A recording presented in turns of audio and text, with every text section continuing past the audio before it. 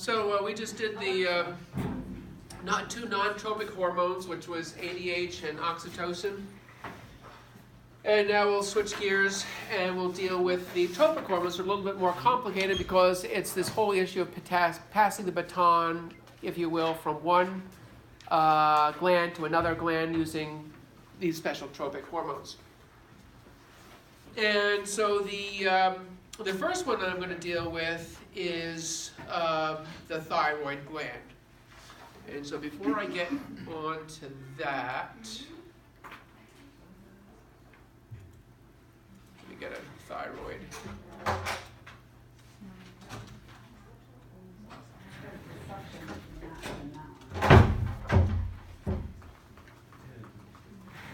Andy, you're still here? Yep. Hanging out. Yeah.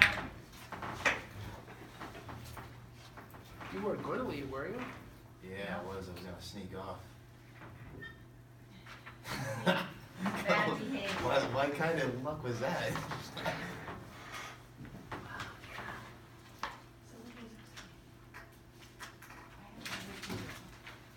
can study Monday until 1:30 and Tuesday until 1:30. Alrighty.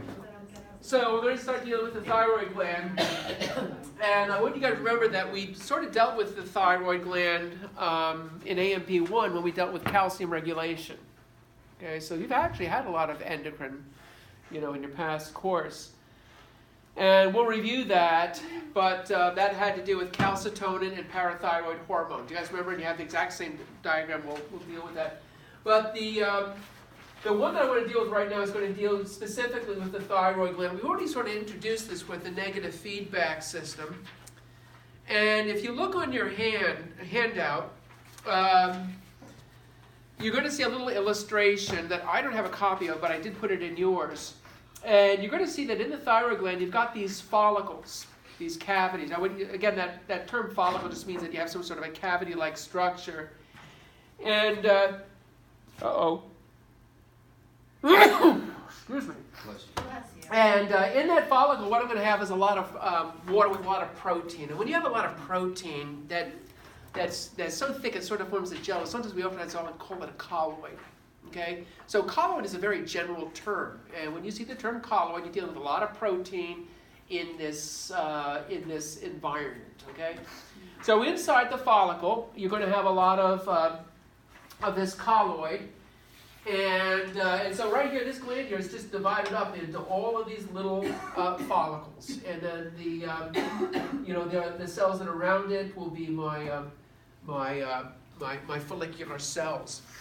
And the function here that we're going to deal with is not calcium regulation, but again, it's going to be the whole business of basal metabolic rate regulation. Okay, basal metabolic rate is just the basic idle of your body when you're really not doing much, and when you're sleeping, your metabolism doesn't turn off, but it just sort of idles. Do you guys see? And we would call that the basal metabolic rate. Okay. All right. First, how do I approach this? Let's deal with the handout first.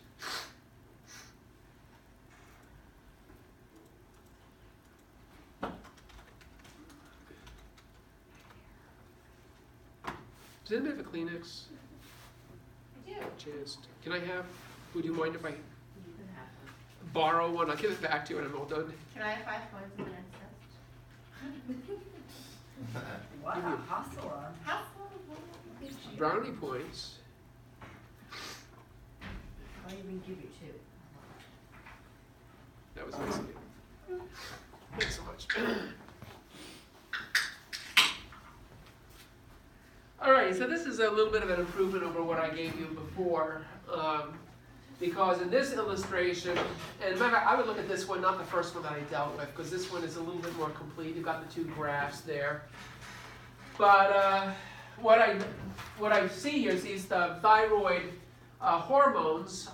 When their concentration goes up, the basal metabolic rate goes up. When the concentration of hormones goes down, the basal metabolic rate goes down. Do you guys see? And so in this particular system, it's just sort of interesting that the system is It's there to regulate the metabolic rate, but the system's not looking at that. It's looking at the relative concentrations of hormones, okay? Thyroxine and triiodothyronine. And the way this works is the hypothalamus is the control center.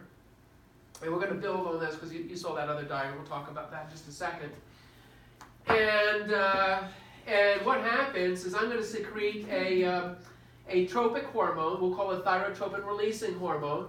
And so if my metabolic rate goes down, the concentrations have gone down, and the result is I'm going to get TRH that is secreted into my hypothalamic hypophyseal portal system, comes in contact with the anterior pituitary gland, which now secretes what? Thyroid stimulating hormone. Okay? And then the thyroid stimulating hormone is in the bloodstream and now comes in contact with the thyroid gland. The thyroid gland responds by producing two hormones, thyroxine and triiodothyronine. Okay? And the big difference between these, you're going to see the molecular structure in just a little bit, but they're pretty much the same. The big difference is that T4 thyroxine has 4 iodines attached to it. Triiodothyronine has only 3. Okay, and so they're pretty basically the same. I also note that when the metabolic rate goes up, it doesn't surprise us, but when my metabolism goes up, I'm going to be burning more fuel, and therefore I'm going to be producing more heat. You guys see? And so these hormones also have what's called a calorogenic effect, okay? And means you're burning more fuel and you're producing more heat, okay? And so, of course, what has happened, the hormone concentrations go up, and then the basal metabolic rate goes up, but these hormones have a negative effect on both the hypothalamus as well as the secretion of thyroid stimulating hormone. And so both of these concentrations begin to go down. The result, it cascades, and I'm going to have less T4 and T3. T4 and T3 goes down. Basal metabolic rate likewise goes down. And now because I have low hormone concentration, I have less inhibitory effect. And now my TRH and my thyrotropin releasing hormone and the stimulating hormone, those concentrations both go up, and then T3 and T4 goes up, and basal metabolic rate goes up. And so what I know, you just have to follow through this, but you can see here your basal metabolic rate is going to be tracking the relative concentrations of these two hormones, and those hormones is what we're using to monitor the basal metabolic rate. So far, so good? Okay. So we went over that, and now this will be important in clinicals. And so what I have here is right here. Here's my follicle. These are my my follicular cells. They call them follicular cells, and oftentimes on this side they'll have some microvilli which are increasing the absorptive surface area, okay, because I will have to absorb the colloid, which we'll see in a little bit. And really interesting about this particular gland is that these hormones do require iodine. They do require iodine, okay, that's important. And as a matter of fact, it's the only place in our body where we need iodine, okay? And the other thing that's sort of interesting issue here is that this is the only place in our body where I have active transport iodine pumps. It's the only place in our body where we have active transport iodine pumps. And which is sort of interesting. If a person has a thyroid cancer, sometimes what they'll do is they'll give them radioactive iodine.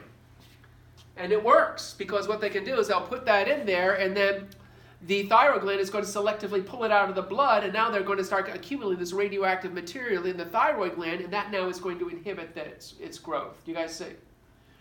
So it is sort of interesting. And so the way this works is we need this particular hormone, which we introduced with the amine hormones, but tyrosine, okay? And so there's going to be some DNA that is used to make this tyrosine. And so what's going to happen, we're going to start making it, we're going to be transcribing it and then translating it. They're not showing you the Golgi apparatus and all of that, but everything that you learned in the past is true here as well. This is just a simplistic version. And what I can see is I've just got these this huge protein-like structure that just has all these tyrosines on it. Okay, these amino acids. And then all of a sudden what happens, you got these vesicles, secretory vesicles, and then it takes it, and then it's going to sort of dump it, exocytose it into my follicle, okay? And again, this is protein, this is your colloid. Right now they're using the term globulin, and you guys remember we've talked about immune globulins, and what is a globulin is just a big globular protein. Is again one of those really broad terms, but when you see that word globulin, you're just dealing with a very large protein. It's real simple. And so since this globulin has a lot of this amino acid, we're just going to call it thyroglobulin. So in the meantime, what's going on here, of course, is I'm actively pumping in iodine, and so the concentration of iodine inside the cell is going up. And so, of course, it wants to go from high concentration to low.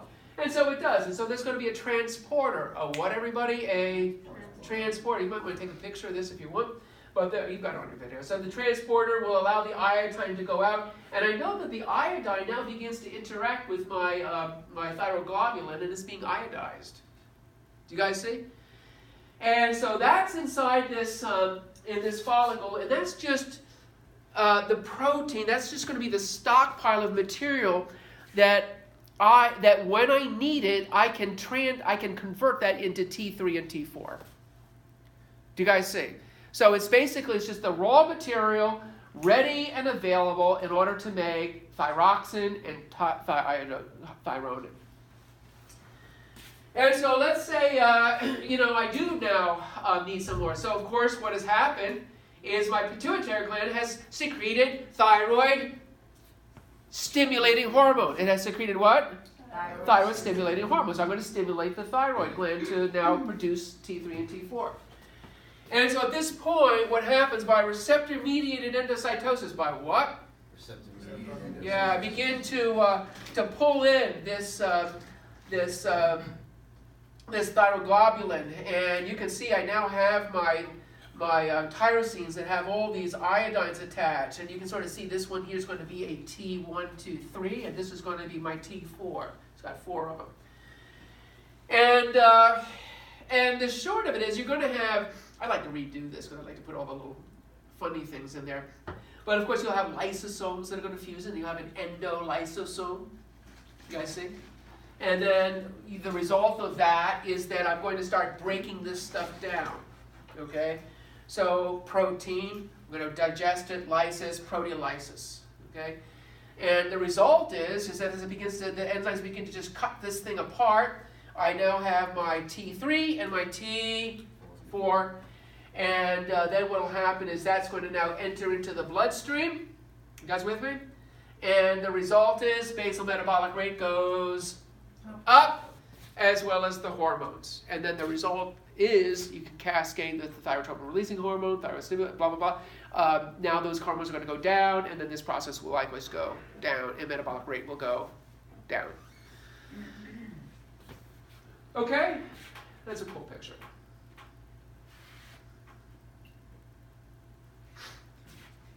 You guys all set? Yeah. Getting way too quiet.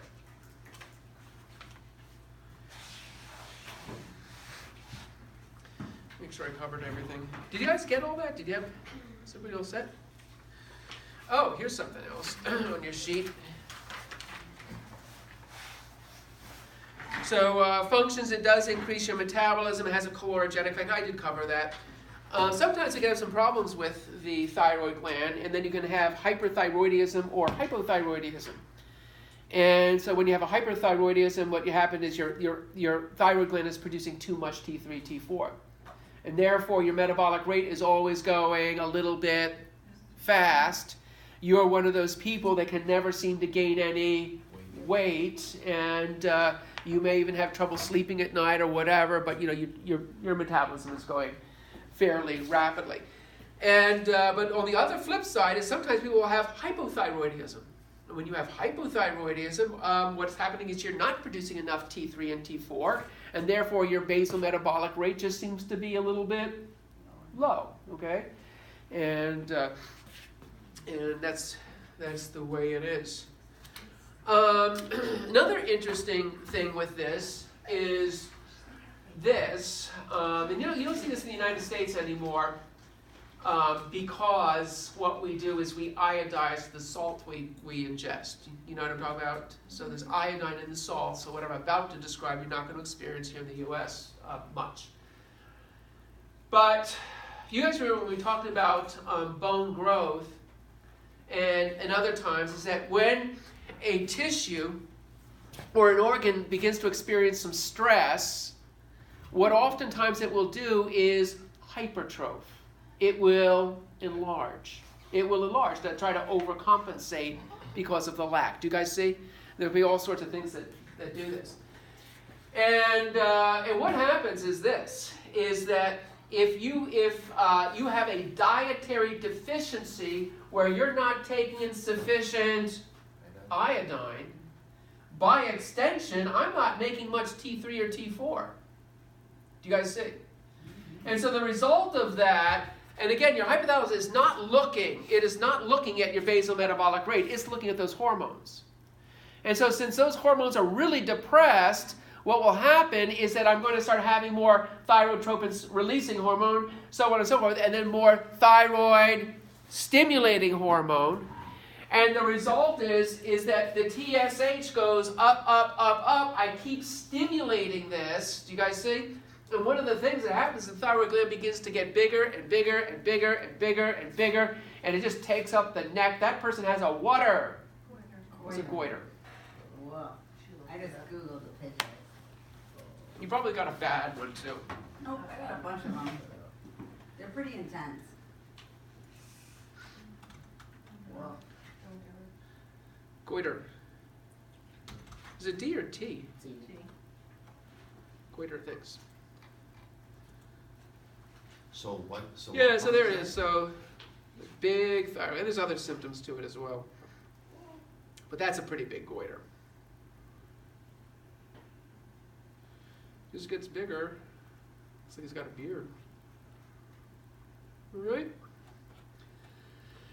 Yeah, there's some places on the East Coast here, we would never have this problem because there's enough iodine that comes from the sea into our vegetables, and we just seem to get enough. But if you were to go, we used to have a problem in the United States, particularly in the Midwest, because you get so far away from the ocean, what happens is there's not much iodine, and the result is, we used to in this country have problems with goiter. You go into Asia, sometimes they also, likewise, when you get really inland, iodine becomes an issue, and then you do start finding cases of goiter.